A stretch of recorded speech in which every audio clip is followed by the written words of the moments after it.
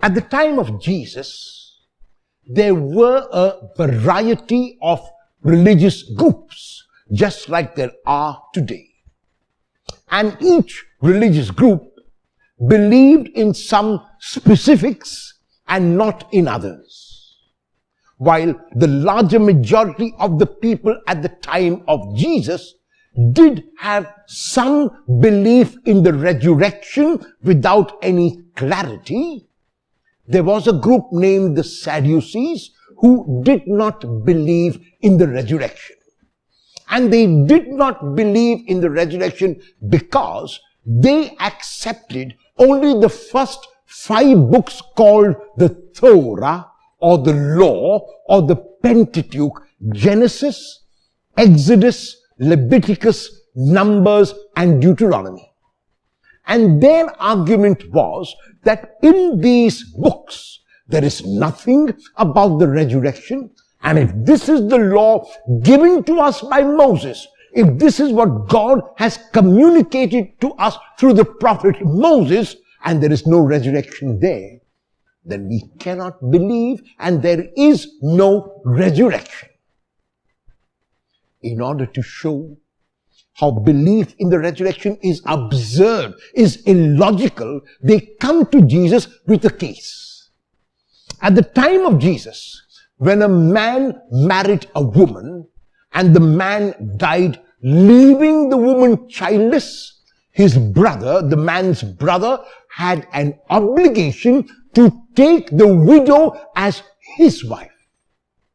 He had no choice. If he did not take her as his wife, he would be condemned by the whole village and asked to leave the village.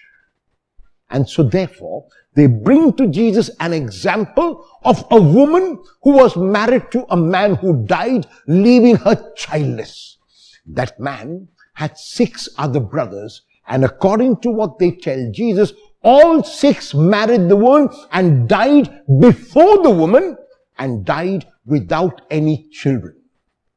And to show the absurdity of the resurrection, they ask, in the resurrection, if there is a resurrection, whose wife will this woman be?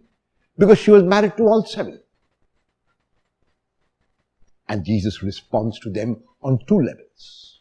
The first level is he indicates to them that life in the kingdom, that the resurrected life is a different kind of life than we have now.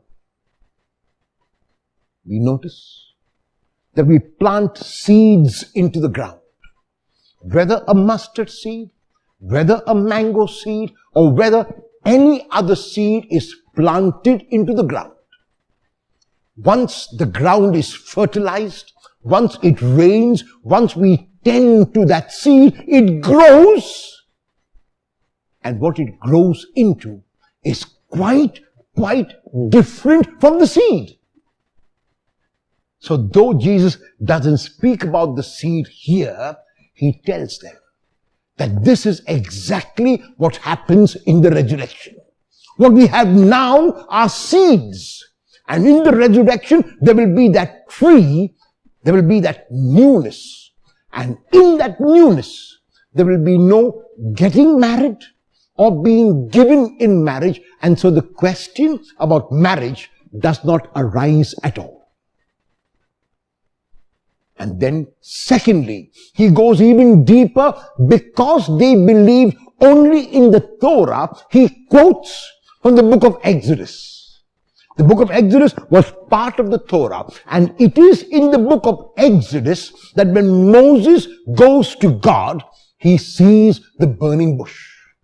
And the burning bush is the presence of God. It is from the burning bush that God tells Moses that he is the God of Abraham, the God of Isaac, and the God of Jacob. God would not say that he is the God of Abraham if they were not alive. So by God stating that he continues to be the God of Abraham and Isaac and Jacob, Jesus shows through the book which they believe in that there is the resurrection. Whether the Sadducees were convinced or not is another matter.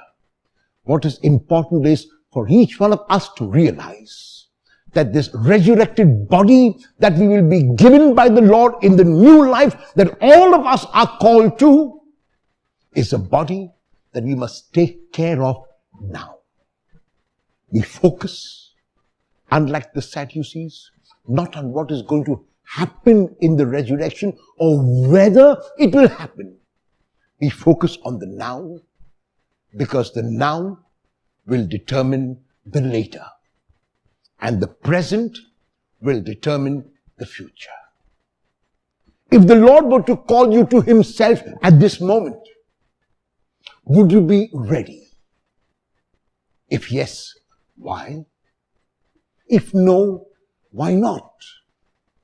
And if no, what will you do about it now?